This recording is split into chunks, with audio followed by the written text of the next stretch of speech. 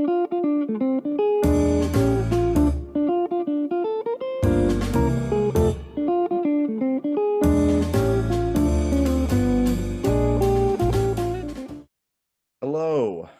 and welcome to the What Did You Think podcast, episode Episode 8. 8. Just in time to be real. So Is it time to be real? it is time to be real. I'm gonna be Let's- real quick. Yeah, let's just be, we gotta be real.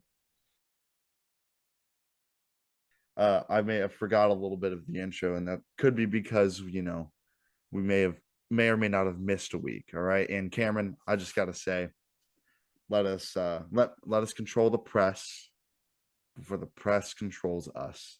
And I know the number one question, and honestly, I can't begin to experience your guys' pain and thinking going a whole week without listening to our voices truly has to be terrible. I don't know what I would do, honestly.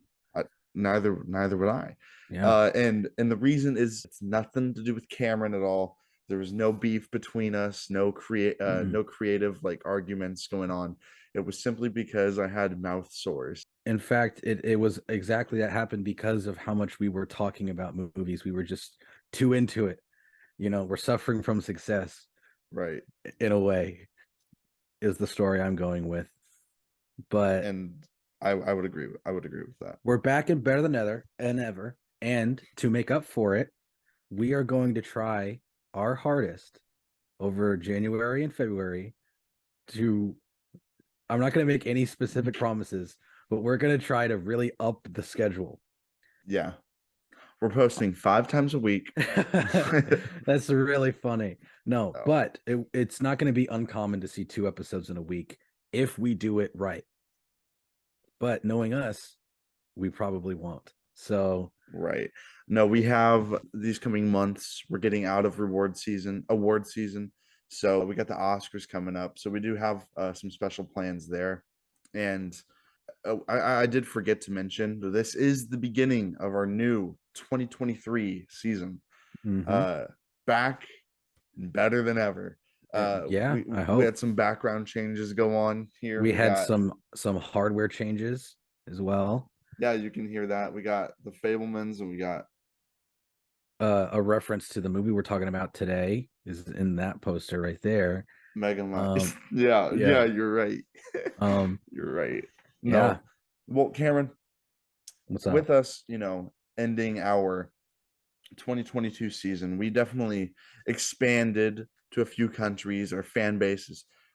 I mean, honestly, if we were to run for office, we would win the popular vote for sure, hands down. Well, yeah, because of our fans. But and I think the number one question, or not even number one question, it's a common saying around here that we've always said. My brother Isaac, who was on the Glass Onion episode, was in fact the number one fan of the podcast, and I myself would have to agree for a few weeks of these episodes. But then someone made it clear to me and brought it to my attention that also known as my wife, brought up that she thinks she is the number one fan of the What Did You Think podcast. So Cameron, my question for you today is, who do you think the number one fan is? Well, this is an interesting query because there are definitely, you can look at this very analytically, which is what I choose to do.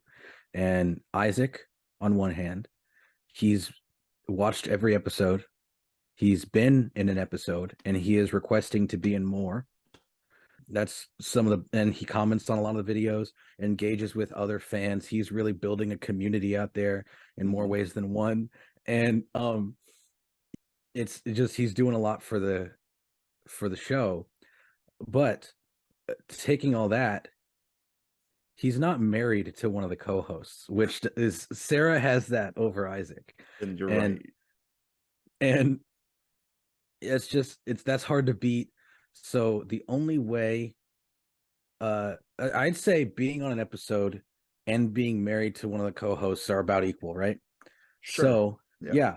So the only way for Sarah to win is if she also marries me, is what I'm getting at here. Yes, absolutely. Yeah. Or she could be on an episode. It's really her pick. So I mean, a few things to bring up. Sarah did build this wonderful new logo that we have that you Yep. guys saw and that you will continue to see. And without her, she could be doing things like improving her internship position. You know, she's going to school right now, so she could be, you know, trying to really just get far and advance her career in digital marketing and graphic design. But instead, I asked her very nicely a few weeks ago to make me a new logo in a day, and she did that. So, and what you guys saw in the last couple of episodes, but after, you know, she's had the pressure, but she's delivered, and Hmm. meaning that I feel like she will do anything for this podcast, and I think Isaac will do anything for this podcast. So I really do think it's time will tell. Of course, maybe by the end Right. of the year we'll might see one of them emerge, but I think that's definitely a competition that we need to keep our eyes on because, In you all know, seriousness, I do think it'd be great to have her on one of these days, see how she works in a podcast setting. Um, you good? I'm messing with you. Okay. Yes, yes, Yeah. I would agree. Yeah, but as Ben said, only time will tell to see which of these, staples of the community come out on top. Right. Are you guys team Sarah or are you team Isaac? You know? Yeah. Get some hashtags going.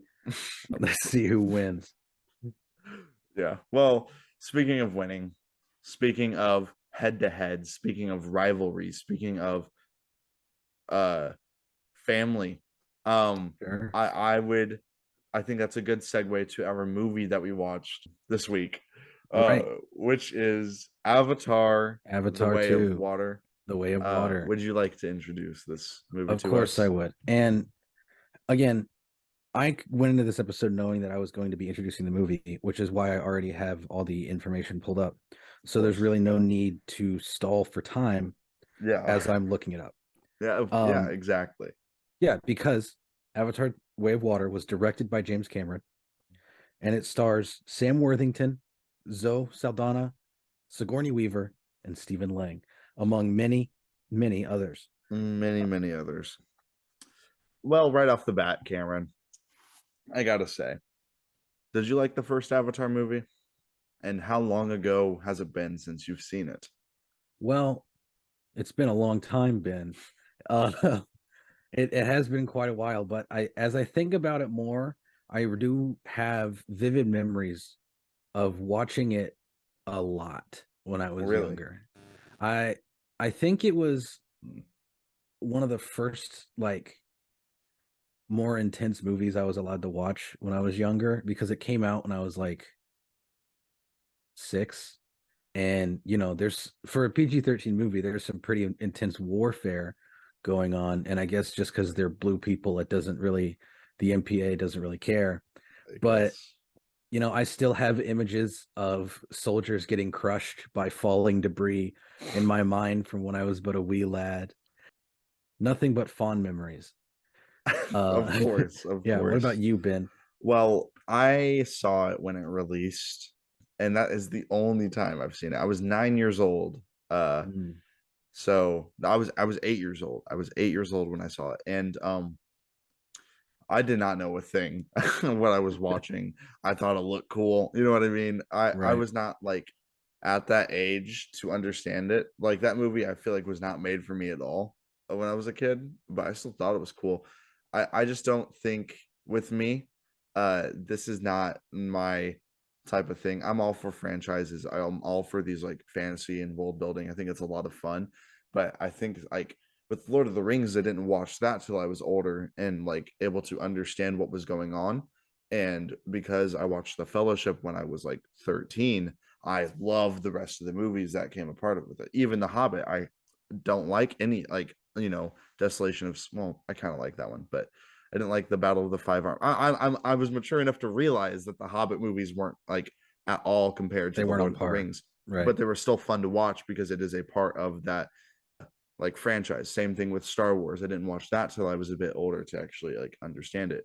Whereas with this, it was marketed like crazy. This is like the biggest 3D movie ever, and you know, my age, I loved anything in 3D.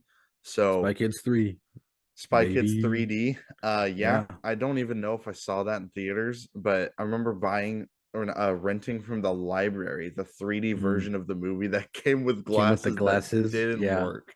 Um, How does it but not work? well, I don't know. It's I as don't know. simple as I could do it. I'll do it right now. Put on your Well, 3D glasses, everyone in the audience. This episode has some crazy stuff going on. All for you audio audio listeners, listeners, yeah. just put in a red earbud and a blue Yeah. earbud, and you'll know exactly what's happening. Uh, Whoa. Yeah. but if someone asked me, "Aren't you excited for the new Avatar movie?" I said, I would say they're making a new one. It's been 13 years What? since the other one came out, and I They're wasn't making four excited. more? What? Or more. I wasn't excited. I had very low expectations for it.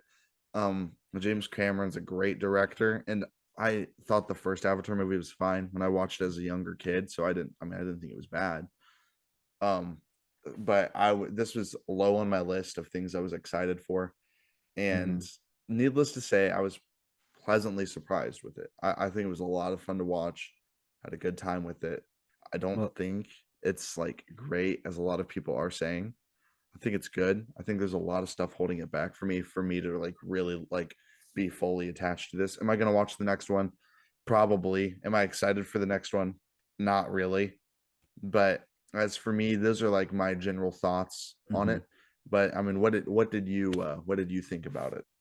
Well, honestly, you went through your general thoughts. I think we should just cut the episode here. I think that's a wrap, folks, is what I would say if I didn't have so much that I thought about this movie. This is going to be our longest episode. It will actually be double the length of the Avatar movie we're reviewing, which for Each those, episode that we do of the Avatar has to be double the length. yeah, of the previous episode, not the actual movie. So the Oh, next one will be 12. Anyway, this joke has gone on way longer too than the long. episode will be.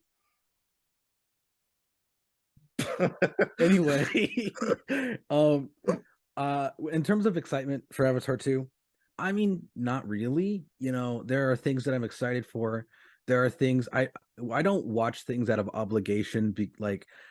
That's like whenever I see like professional movie reviewers or like professional film YouTubers or whatever, and I'm like, man, they got to watch that stuff out of obligation for their career, not because they want to. And in doing this, hopefully that's the dream one day is to watch movies out of obligation. But Right. for now, that's not really something that I do, and I'm fine with that. But I feel like the whole nation kind of had, and the whole world kind of had this feeling of, yeah, we're probably gonna watch the second one because like you don't just skip the sequel to the biggest movie of all time. Of course. No. And like I said, originally I wasn't too excited for it until I heard a couple things. One, I heard that James Cameron, every time the studio came down with notes, he told them that he doesn't have to listen to them because Titanic paid for the buildings they work in. Whether or not that's true, I don't know. But that was interesting to me that he didn't have to really pay attention to studio notes. And two, that the movie would have to make $2 billion to break even. That's another thing that's interesting to me. So, if you take the large budgets of a studio movie and the unrestricted creative freedom of a low budget movie and you combine them, I think that's a pretty interesting thing. And I wanted to see what came out of it. So I was more excited about it in those parameters, right? Mhm. And James Cameron is really good at what he does. And what he does is spend a lot of money, and And a he lot spent of it. time. Yeah, yeah. It it did surprise me. If it wasn't a recliner in the theater, I probably would have been on the edge of the seat. Um, I really enjoyed this. I think you enjoyed this a lot more than I did. And I think it's I think I'm not going into what, I have the issues with. We'll save that for a bit later. But I will say it's when I did mention I don't think this is for me. I don't maybe it was made for me, maybe it wasn't. Not me personally, but because I didn't get a for your consideration, for the what did you think podcast. But no, I'm just I don't know why I'm not into these movies. It has everything I should be into. It has like the politics of the world, has like the like fun, amazing action sequences. It's got beautiful CGI. It's like what is there not to love? And I think for me, simply, It is just its story. I think its story is it's pretty average. It's not a bad thing, not a bad thing at all. I just think that like I don't know, it's not for me. And then when I'm seeing like I wouldn't go see this more than once in the theater, and then I go see and it's like already at $1.5 billion right now.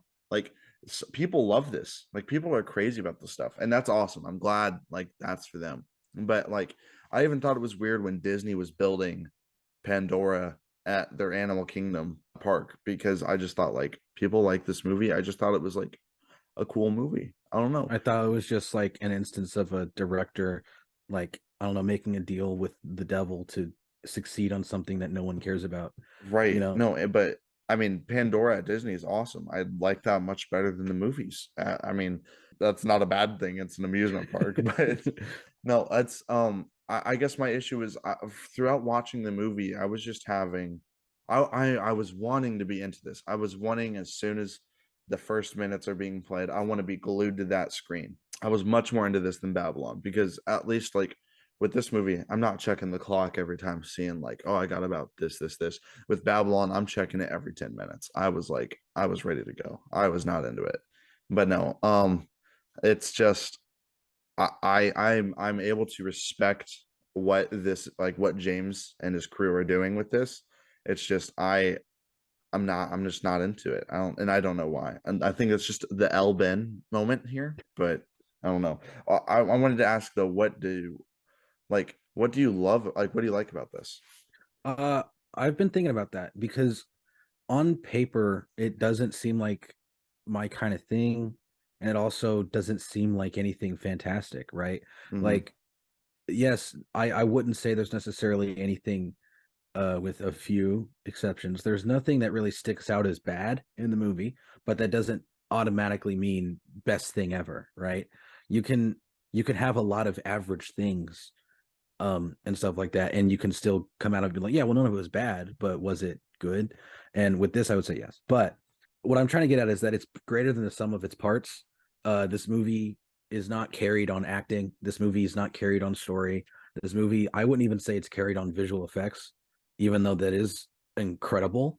Like it is Mm-hmm. insane what they're able to accomplish with this. And I've never seen like there's been few movies I've seen where I've known immediately that's the Oscar. I thought that with Brendan Fraser. I used to think that with Everything Everywhere, but I'm now questioning that. But this movie, like hands down, is like the best VFX yeah, winner for sure, and because it deserves it. like I'm not a stickler for VFX. I don't really care unless it's absolutely terrible. It doesn't bother me. Even like the She-Hulk CGI didn't even bother me. I know that was a big thing for a lot of people. Mm, But but I can appreciate very good CGI. And the thing that stuck in my mind for the longest time was Thanos in Infinity War. He just seemed real. Like obviously he's not. He's a big purple guy mhm. with a wrinkly raisin chin, but he seemed like a real thing that could actually exist that was actually interacting with other people on there. Right. And up until Avatar 2, nothing could really top that for me. But now, like, I think they added that one human character just so they could, just because they could. Like, Hmm. you know, Yeah. uh, Well, I think I had a moment watching this where I was like, this is like really neat. Like we've seen visual effects in water. We saw it in the first Avatar and it was like great. But mhm, I think when people are jumping into the water and just like watch these like air bubbles form up on the top and or like that foam of water that you get when there's a lot of friction underneath the water, that's something that like you mentally just like assume is there because we've seen it so many times in real life, and mhm. just like see that in the movie and me not even second guess like this is like what I'm watching is like legit real, okay. And it's like several times I'm like that is just like really neat. And they make kind of like with Infinity War, they make the fake stuff look so like real that I Right, don't even like second guess, what I'm watching. You know what I right. mean?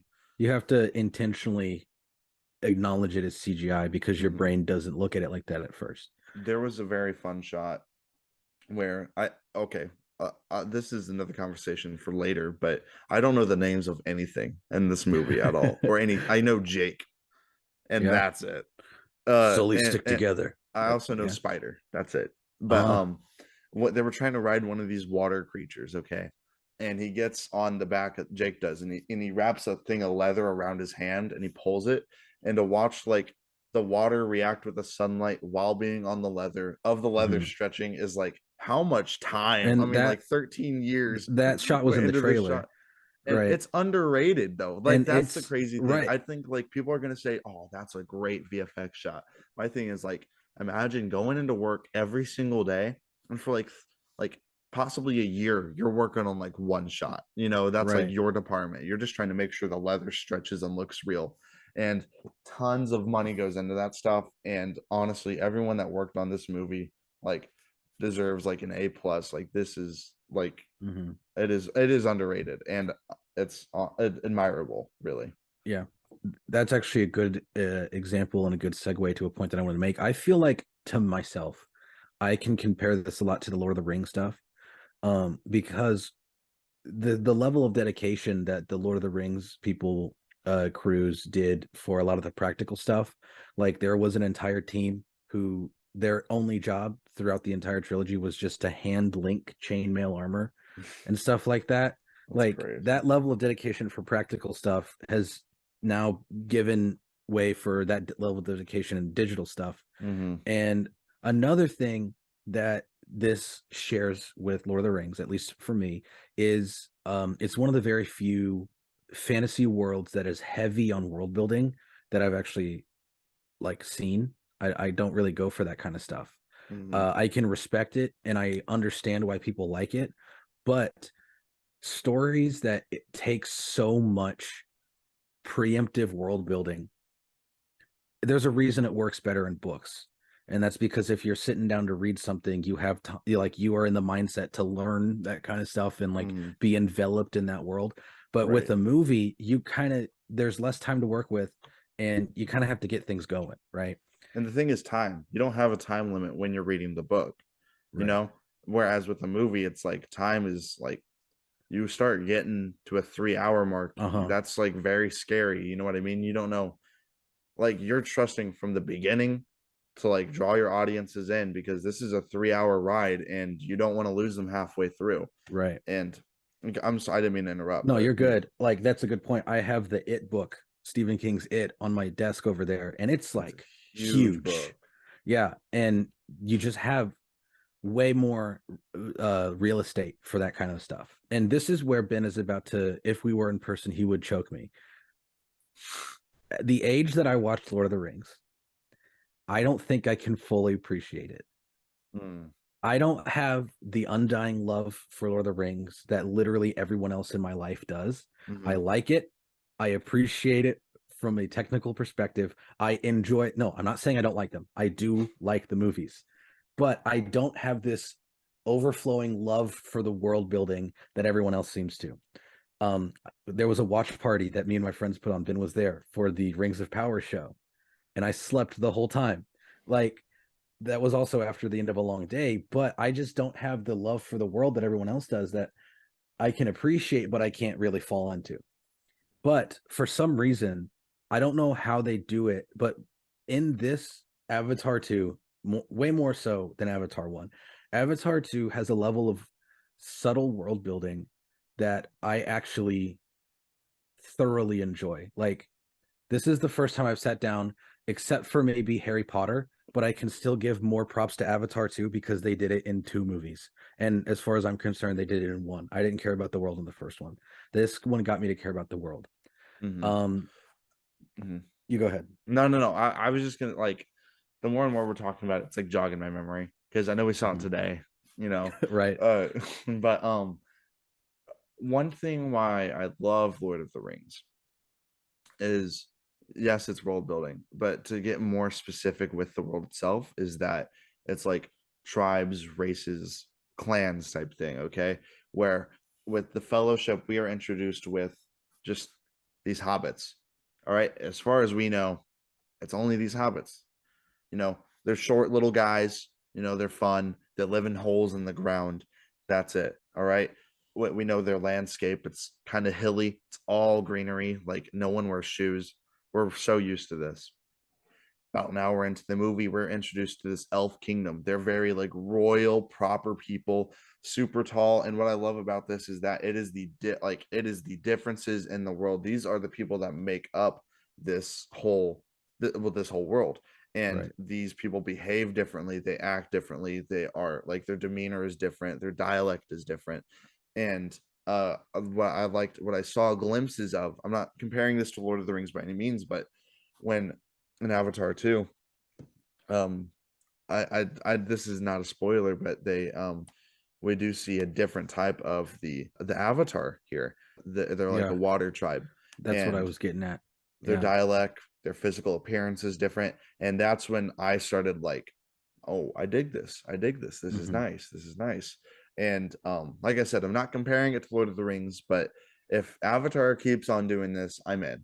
All right, I really am. Yeah. If you're not willing to, I will compare it to Lord of the Rings as someone who's willing to be on the chopping block for that.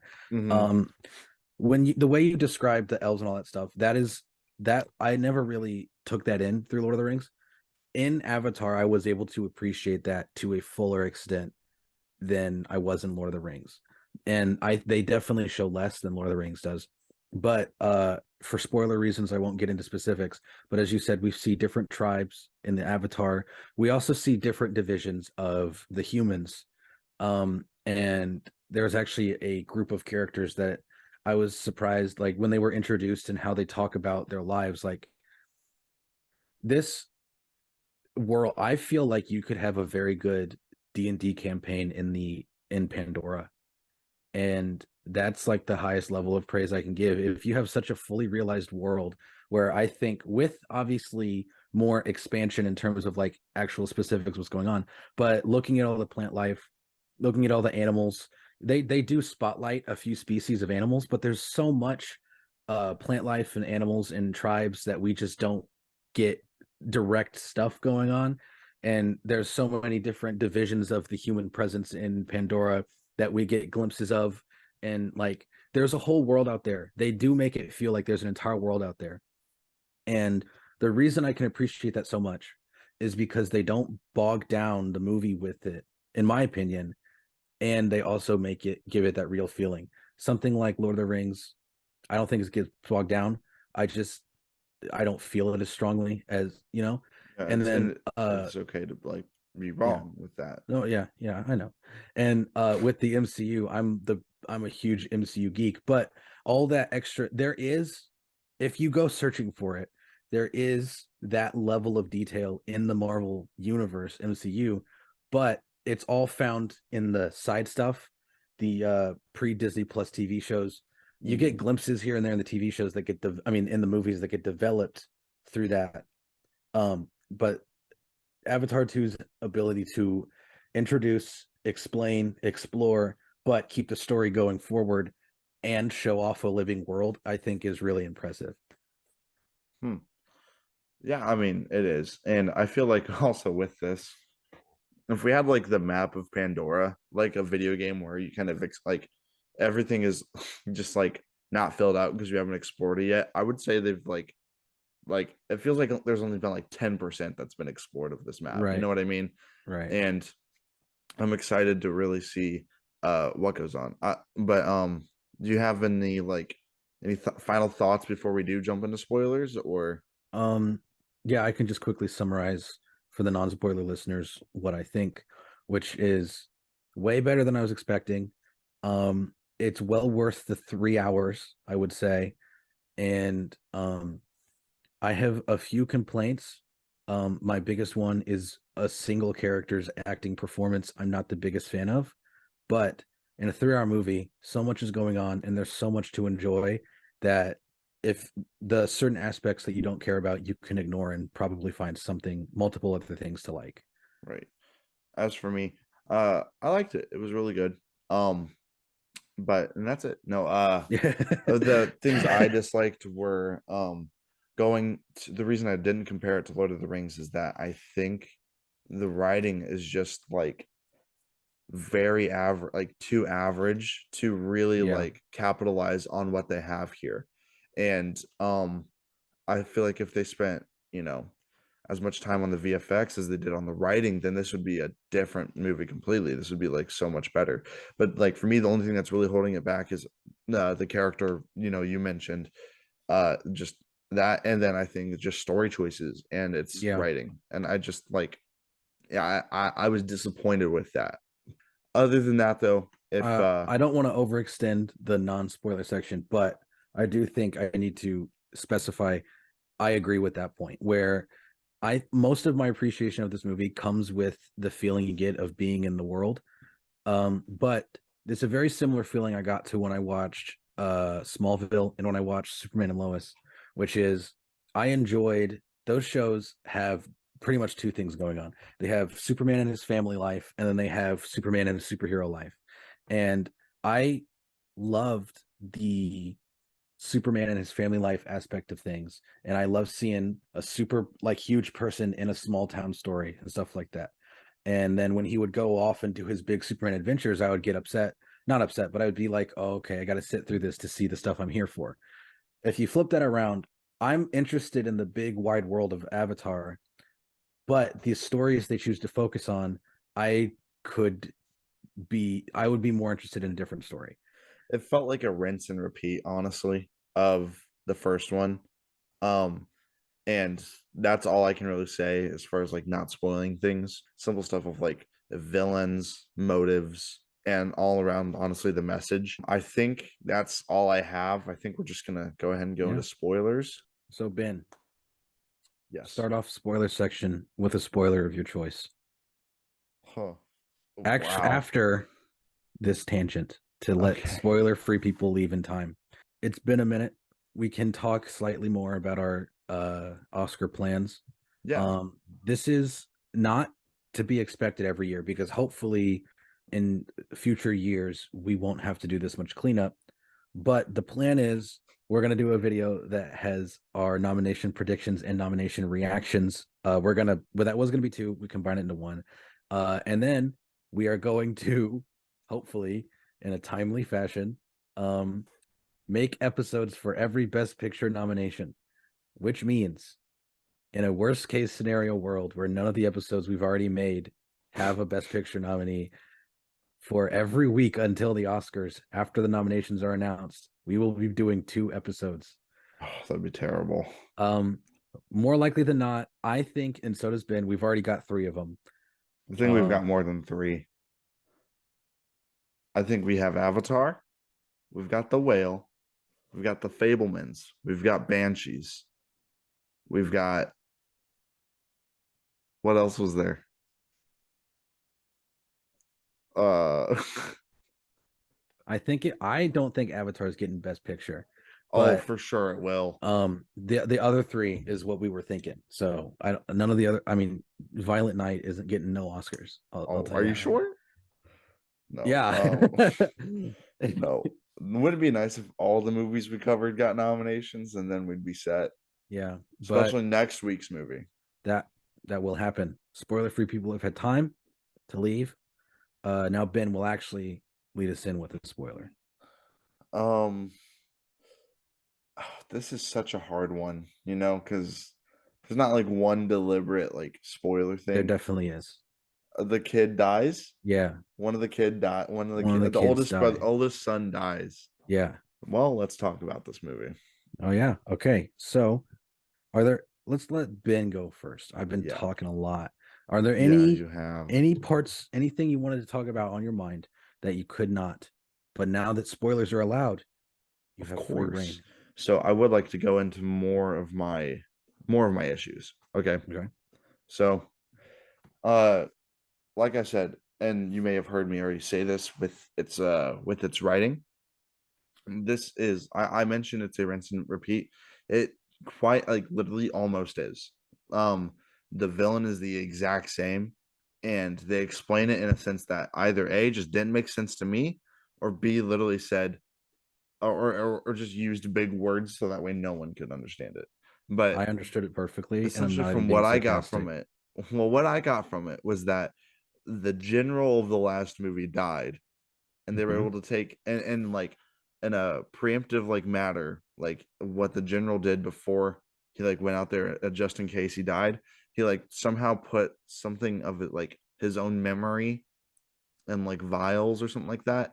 And that way, if he were to die, he would be like reincarnated into an avatar with his original memories. Did I get that right? Yeah. Yeah. So already off to a not so good start, in my opinion, of reusing the same exact villain. There's and I mean, and movies have done it before. All right, we have Harry Potter with Voldemort. We have Star Wars with Darth Vader. We have Lord of the Rings with Saruman. So you know it's been done before. But in my I didn't see the general as like the biggest threat to begin with. I didn't see him as a Darth Vader threat. Now, granted, I was only 8 years old, so I don't know. Maybe he was.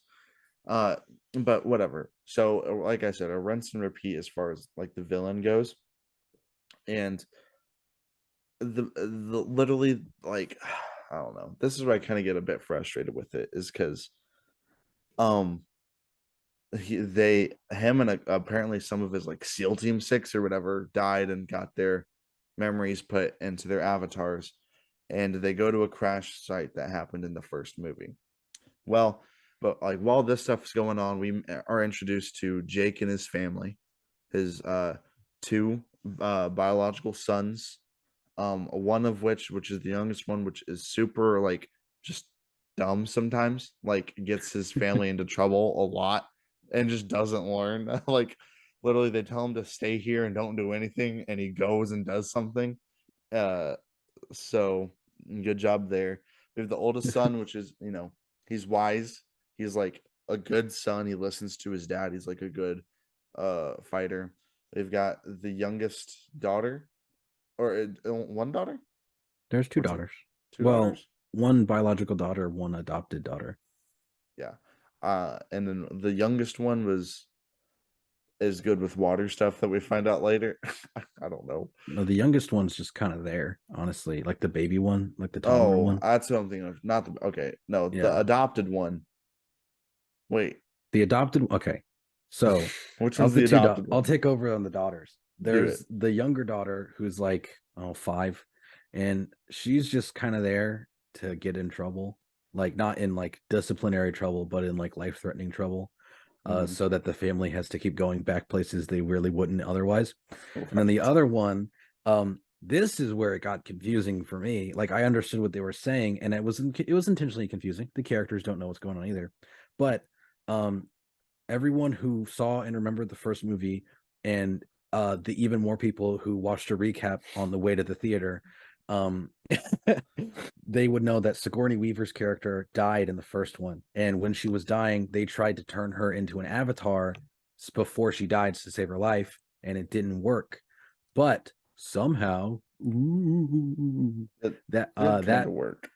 that avatar body got pregnant and gave birth to their oldest adopted daughter, Mm. who is also played by Sigourney Weaver, which is why she sounds way older than she's supposed to. Oh my gosh.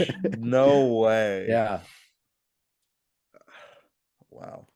Um, that's I was like, that's uncanny. No, it's Yeah. not. It's just the It's same just her. actress. Yeah. Okay, well, yeah. And then there's the talk of the town.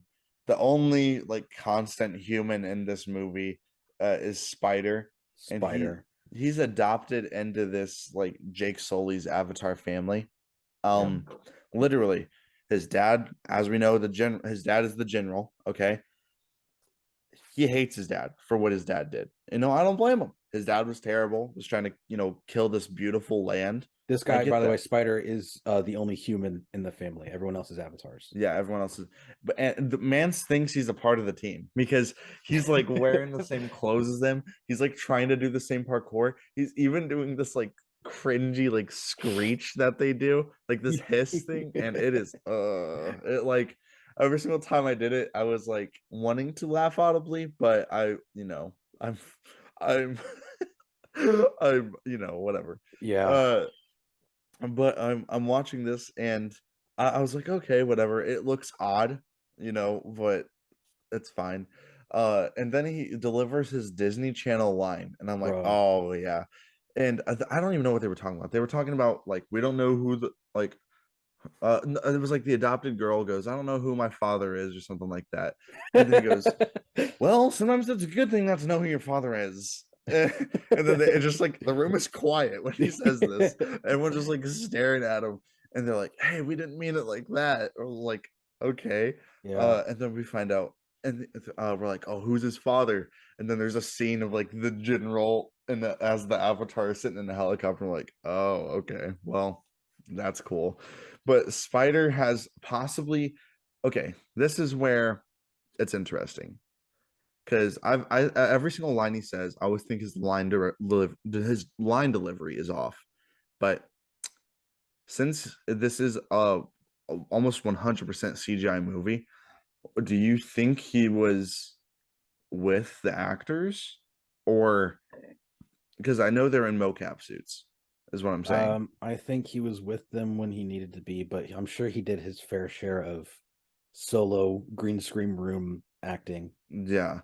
And that's where I could kind of notice a lot of that's my only like thing I can think of is Here's like the deal, though. with this huge budget movie, why and I am trying not to be offensive to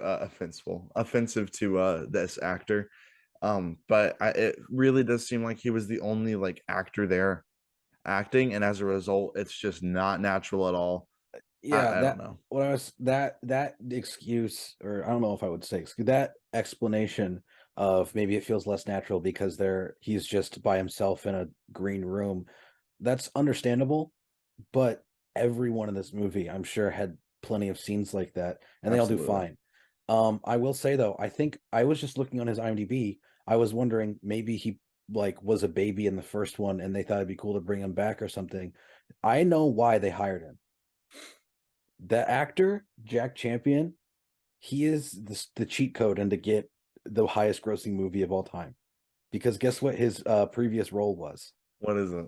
He was Kid on Bike in Avengers Endgame. Wow. Yeah.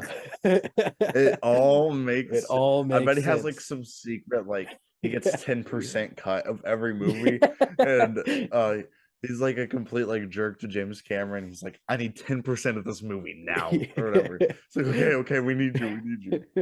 No, that is hilarious. Kid on bike? Like, Kid on when Bike. I'm is I'm that? thinking that's when Ant-Man meets up with him and he's like, "What happened here?" And then he drives away. Like Ant-Man meets the kid. You're right. No, that Yeah. is him.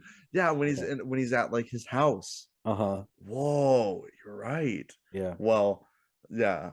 Oh, we go way back. Um, Me and Kid on Great Bike. filmography Me there. and Kid on Bike go way back. No.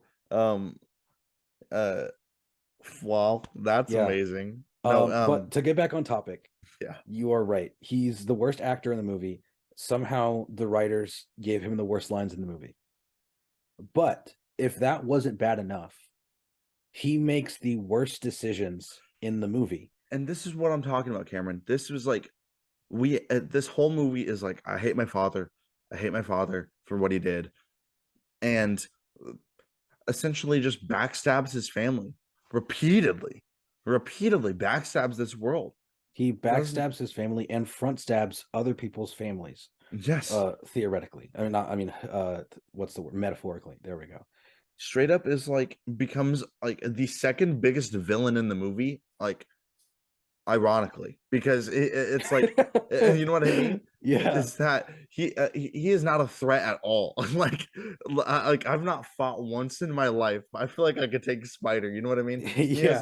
He has no threatening qualities. The man wears a diaper and that's it. You know, and he then is like just becomes a translator and just like he not is only does he train, does he okay, so to kind of get some context for people who haven't seen it but stayed anyway. um Jake Sully and his family move away from their home tribe in the forest to the water tribe because the military is hunting him down and they don't want to endanger people. And somehow along the way, Spider gets home alone and he is picked up by the general, and so that's why he's with the villains. And that is a really interesting thing. That's an interesting yeah. starting point for a premise, an interesting situation to be in. And instead of like exploring any of that for longer than like 20 minutes. There's one scene where he gets tortured and doesn't give anything up, but then every other scene in the movie, he's teaching his dad how to fly. He's teaching his dad how to interact with the world. He's translating for people, and he's helping them burn down villages. He's just watching them, Like, and it's like, and he's sorry about that, guys. Like, the guy has no backbone at all. He's watching them kill whales and like extract. Also, they dropped some like lore bomb here that I'm sure is going to be like played into the other movies on like some liquid that comes from these giant whales is made into something that doesn't let humans age. So it I don't think that's like a lore bomb for future movies. I think that's just them having the explaining. MacGuffin of the unobtainium from the first one and the water. Okay. Yeah. Yeah. Well, and I'll get back to that scene in a little bit because I did have a problem with that scene. So I don't really want to jump ahead, but I need, since we are talking about Spider, I do want to mention the end, his final choice of the movie. The worst thing ever. Through a series of events, there's of course this big battle, which is amazing. Like the best part of the movie. It's so awesome to watch. Okay. We have this like amazing scene with like Zoe Saldana putting a knife up to his throat. I thought she killed him. Apparently she unlethally slit his throat. She slit his chest. Oh, it was his chest. Okay. Yeah. Well, that like everything was super intense. Long story short, there's a fight between Jake and the general. The general goes down and drowns, and there's some like intense stuff that happens. The whole movie, like I said, he hates his father. He hates the general. He has grown up and been adopted by Jake and his family. He then decides at the end of the movie to secretly swim down, somehow hoist a giant avatar and bring them back up above water and like resuscitate them back to life. Okay. There's so much wrong with this. First things first, man, like probably wanted to kill his father at the beginning of the movie. Has a change of heart. I don't know what decided to change his mind. Maybe he liked how he was burning down the tribes. He's like, you know what, my dad's a good guy secretly, or I don't know. And this whole movie, his dad's not even accepting him as a kid. He's like, I'm not your real dad and everything because he's not. He's been mistreating this kid. Spider has no reason to do this, but then secretly decides to save his fake dad's life. And his dad's like, son, come with me. And he goes, and then jumps back in the water and swims away. Now, my mom, she cracked the code. They obviously did that according to her, and I agree with her. And I think everyone, I'm sure this is intended. That was him showing himself and the audience that he's not like his father. He's not just going to kill people, leave people to die. Sure. Here's the thing. Thematically, whatever. In the universe, no. Okay. You can save other people. Yeah. Like Jake Sully, and he kills people. He's the one who put the general in that situation. Are you saying that the general's just as, the Jake Sully's just as bad? Well, at the end of the day, it's war, bro. Yeah. And you know what? There were so many random scientists that not to get too tangential, but they're the group of scientists that is helping the general attack them. They are not like soldiers. They were fishermen and biologists, right? And I'm sure not every one of those scientists wants to burn down the villages. They're just like, so go save some technicians. Go save a lab coat. Exactly. Yeah. Go save some of the avatars who died in the fight, Okay. And devil's advocate here, okay? Say, all right, he saves his dad. He's not like his dad. He's going to be better than that. He's going to be the bigger person, all right? Tell Jake. Yeah. Tell somebody. Yeah. This is a secret. What's going to happen in the next movie? Write this down, everybody. All right? This is recorded. We're going to come back to this in 2 years, okay? It's going to be like, some freaking thing's going to happen. I don't know where. The humans are going to come back, wipe out their whole village, wherever they're staying at in this movie. And then Jake's going to be like, General, how are you alive? He's like, oh, my son didn't tell you. He saved my life.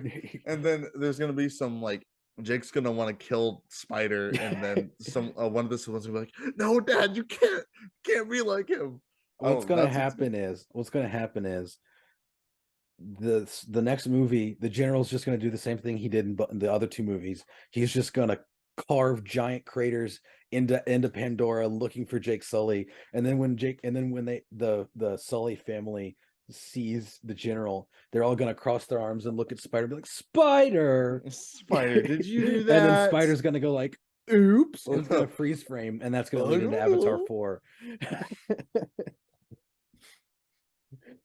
No. Yeah. Spider is the worst actor and the worst like written character in this whole movie. I promise everything besides that. I guess we're making it sound like it's bad, and that's because it is, in my opinion. I think it's like a legitimate, and this is where my frustrations like come into play with its world building is like you have the utensils and you have all of like everything here for you to make a masterpiece, but then you have your Disney Channel's writers writing this. It's like I don't understand this. It's like you're really, are you just focusing on making a pretty movie and just don't really care about what the story and this message is, or are you wanting to make something like truly spectacular? Unless James Cameron thinks unless this is a part of his big plan. I just like I feel like this is such a way, like $2 billion to be profit. That's what you need. And you're giving us something that Jake Paul could have written. You know what I mean? Right. It's like it's so out of place because of how high the standard has been set by everything else in the movie. I would have expected something like this from like Violent Night, you know, or Mm-hmm. from like a low budget, like From our next episode, $15 million movie. Our next episode is perfect. Like this is something I would expect with this that I would excuse. That'd be like, I expect this because I know what this is. You know what I mean? right? Not something like this. Like, and this is my issue with the MCU as well. It's like they're doing a bunch of this like not even kiddish, just stupid, like stupid stuff, like terrible, like immature writing from a $1 billion organization, you know, Right. that I don't know. And maybe we're the only ones that think this way. I don't think we are, but No, definitely. I don't think we are at all. no, and I don't know. But I mean, I know we've talked a lot of negatives. Do want to mention some positives that are some spoilers? Or like, I would love to mention some positives, but I do have a few more complaints that we haven't oh, brought up let's yet. go into them. Yeah. I think we should just dogpile all the negatives and then wrap it up in a nice positive We'll end bow. on a high note. Yeah. Yeah. Because as I've said, I do thoroughly enjoy this movie. I would watch it again, even at its length. I have two more negatives that jump out to me. One, and they're both way less than Spider. Spider is by far the worst part of the movie, and we've said enough about that. But the first one, which is the one that impacts me the least, the scene about the fluid that Ben was talking about that halts human aging. I understand the necessity of that in both plot and thematic, for both plot and thematic reasons. That's fine. I honestly don't have a problem with that. It's interesting. The way they explain it is the most on the nose, heavy-handed way possible. They're supposed to be my dad told me this. It's not like my parents just explain movies to me. I picked up on this too. We just have conversations. Okay. But I I write him just a script before every episode, and I'm just giving credit where credit's due. But my dad was talking about how it's supposed to show the dichotomy between hunters and scientists, because the general commandeers this fishing boat essentially that catches and harvests these whale creatures.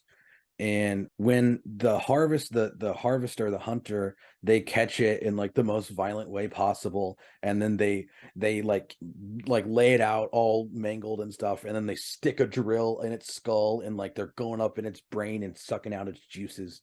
And then the scientist guy is like, yeah, these guys actually, they're proportionate to humans. They're way smarter, more intelligent.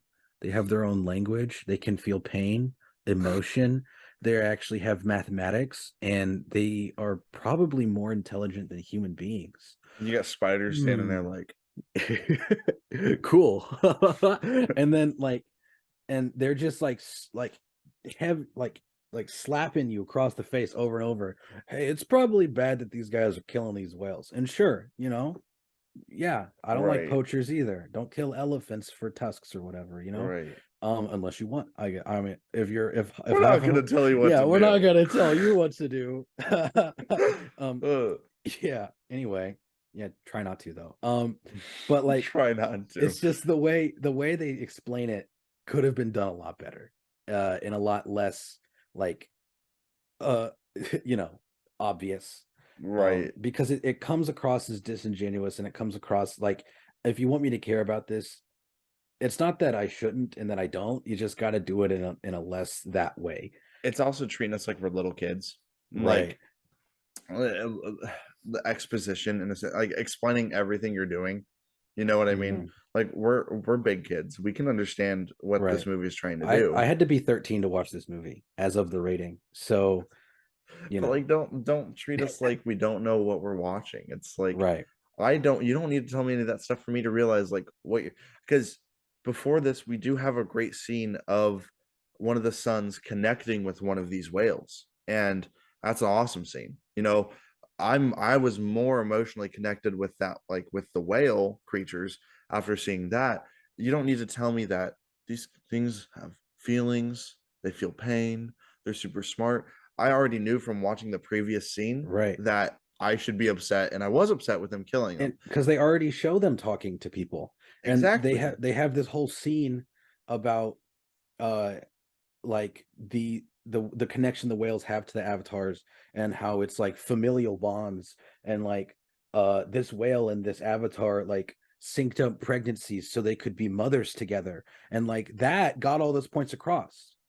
And Yes. then they're just like, just in case they didn't realize, we should probably list off all the human like attributes these whales have Right. It's while like we're killing them in front of you. I Like, I am well aware and this whole scene was like even the killing of the scene was like well done. It was gruesome. It was yeah. frustrating to watch because there was a little kid whale there too. You know what I mean? Yeah, It's like that was brutal, man. Like, yeah, when you piece it together that the baby whale didn't get hunted, it just waited for its mom to wake up and died sitting there. yeah, that's sad. And I mean, like that was well done. Yeah. And just don't baby Whale us. done. Brendan Fraser, because Hung I thought that, Chow, friend of the and podcast. I thought that was a bit on the nose when Brendan Fraser comes out of the whale. I'm like, guys, it's the And whale. he's like, people are amazing. People are amazing. Yeah. Yeah, first person to get nominated for best actor at the same role in two different movies. That's crazy. Same role, and Um, yeah, and so impressive, so yeah. impressive. So yeah, but that's one scene, and like I said, they do get those emotional points across, and one of the whales has a really interesting arc, even about guilt and, isolation, and like, it's there. Like, that one scene is on the nose, but everything else with the whales is really well done. I enjoyed it a lot. My other huge complaint is, I think that the mother, Saldana, was heavily underutilized. Absolutely. I'm way She more averaged like interested in her as a character than Jake Sully. she And is more, you go ahead. and she is the more inhumane of the two. All right, Mhm, you know what I mean? mhm. Uh, because she's more like the hunter, or you know what I mean? She's more like used to her avatar skills, and Jake Sully obviously has like this military background. He's more like formatic with how he's handling stuff, and she is more like that, like murder hobo in a sense, to like just kill, kill, Right. kill. And But I that love the she's native, Pandora, native Navi. yeah, And yeah. it's I love their relationship with it. I like how they feed off of each other. But Zoe Saldana probably has like 5 words per like 40 minutes. And I kid I you not, she like barely talks in this movie. And the final scene with her and Spider was one of the best Great. scenes in the movie. Yeah. I just wish that Jake and her, I'm not saying take Jake out of the movie, although I think you could do that and still have a great movie. I'm Mhm. just saying I wish they were more of a unit than it, because like 99% of her scenes is her reacting to something and then Jake Mhm. going, come on, I'll Don't handle no, don't do this. that. Don't do Don't do that. that. And then yeah, it's really, what's it called? It's really, I don't remember the words, so we'll just say cool, when it's satisfying when she finally gets to let loose. She has a great fight scene. She has a great animalistic presence about her, but also like a motherly kind of care for her children, and like the way she expresses that and the way she's able, like her, all that stuff. Yeah. Great. And then when you're watching this happen, you're like, wow, this is awesome. Why wasn't this in the other Where 3 where was this hours? for the Yeah. rest of the movie? Like, it was so good. Yeah, it was such Yeah. a good scene. And that's because also with her, Anyone who heard she's a Spider is a wild friend of card. mine. She is a wild card in the movie. We don't know what she's gonna do. She's very reactive. She Mhm. cares about her family, number one. You mess with her family, you're going to get, whatever. Okay, you're gonna get hit by her type thing. And I legitimately thought, I was like, is Spider going to die here? I didn't know what his fate was gonna be when he Yeah. was under her knife. If it was Jake, I knew exactly what his motives are. If it was the son, I know what his motives are. If it was this, that, or the other, I know what their motives are. But with her, I have no clue what's gonna happen, you know? Yeah. And yeah, it was just a great sequence overall. And it would have been nice to see more of an actual like interaction between Jake. Like even if there was like a pushback between Jake and her, if there was more conversations and arguments or even just discussions about, hey, we should handle things this way, or no, we should handle things this way. Oh, I'm looking out for the family. Jake solely being the chieftain. Oh, he's looking at it from a more political, methodical, respectful kind of way. She's the more well, these are my kids, I'm going to protect them whatever it takes kind of thing. This is my home, I'm going to protect it, whatever. Like they each have interesting ideas, they each have their own ways of handling things, and to see them work together through that would have been way more interesting than just Jake essentially brushing her off until the last 20 minutes. Yeah, yeah. I mean, It almost seems out of character how passive she is throughout it, because she just takes it. right. No, and she does. But I don't know. That's the movie we were given. Yeah. I don't know. We'll see what happens in the next one, I um guess. as we're winding things down, there's been a lot of negative stuff going on. So let's just remind our viewers out there and our listeners, we liked this movie. I did. I really We liked this did. No, movie. we did. Yeah. Like, And that's it. you're not gonna get the best narrative, but it's not a bad story. Like I said, fantastic world building. I would love to see a series of documentaries that take place in this universe. Like, I think that would be awesome, Mhm. because whenever I'm watching the people just living their lives, the whole, like, I was more interested in the family learning how to acclimate themselves into the new tribe than I was any of the like espionage or like military stuff, you know? And Yeah. it's just, there's a lot of interesting stuff going on. They really get you to feel for the characters. This movie's really good at getting you to hate the villains. Um, yeah, and fantastic action. Uh, it doesn't. I wasn't bored throughout it at all. And for a 3 hour movie, that's really saying something. I don't feel like any of the time was wasted. And I do think that it does a good job setting up the whole movie, understanding that it's been 12 years since the last one. Hmm. Yeah. Absolutely. Um, you said it all. I mean, I agree 100% with you. I think this is just one of the more visually stunning movies. I mean, you know what I mean? Just watch it for that reason alone. I'm being serious. It is just, and you're going to have fun watching this, I will say. Like, it is a good movie. You don't need to like understand film in order to love Right. it. No, is it pretentious? I mean, not No. really. And the behind the scenes stuff, yeah, with like it taking the 13 years, and I know James Cameron makes a lot of comments that can be perceived that way, but like I didn't like see watching it didn't feel like anything was like going on behind the scenes like messing with this movie as like Right. Don't Worry Darling has. Um but I don't know why I would bring up that movie when we're talking about a completely different movie, but no. I don't have anything else, Cameron. Do you? No. And for my audio listeners, I just shook my head no. Um, if you want to learn more about Avatar, go somewhere else. I don't know. This is the only Watch a episode we're, movie, watch the yeah. two movies. I don't This is know. the only episode we're doing on it till the next one. So I don't know Right. why you're like, go, leave. Yeah. Um, I well, hope you stick around for 2023. We got a lot of exciting things lined up.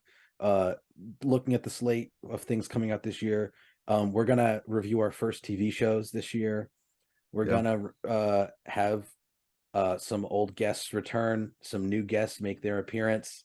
I was gonna say we have the Last of Us show coming up this Sunday. Yeah, So yeah, but me and Ben are gonna decide later how we're gonna tackle that. I feel Uh, like we're gonna have a hard time waiting for the whole show to come out, but I think we should definitely. I'm excited. I don't know. yeah, Anyways, I yeah. think so Sivako. That's what they say when they when they ride the avatar the Ekrons. Just your Pandora effect. The okay.